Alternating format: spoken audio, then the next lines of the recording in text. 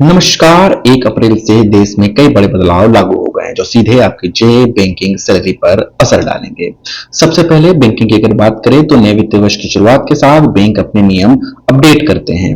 Minimum balance की अगर मैं बदलाव की मतलब है, अगर आपके अकाउंट में तय रकम से कम पैसा रहेगा तो आपको पेनल्टी ज्यादा देना पड़ेगा। एटीएम रूल्स में बदलाव का मतलब फ्री ट्रांजैक्शन की लिमिट बदल सकती है और उसके बाद ट्रांजैक्शन पर ज्यादा चार्ज लग सकता है।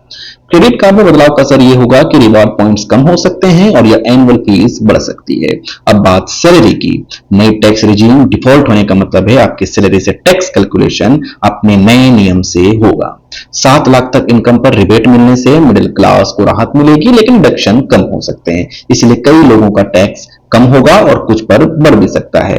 अब बात करते हैं रेलवे की, तो टिकट बुकिंग रूल्स में बदलाव का मतलब है तत्काल बुकिंग का समय सिस्टम अब बदल गया है। रिफंड रूल्स में बदलाव से टिकट कैंसिल करने पर पहले से ज्यादा कम पैसा कट सकता है। कुछ रूट्स का किराया बढ़ने का मतलब ट्रेवल कॉस्ट में थोड़ा महंगा हो जाएगा।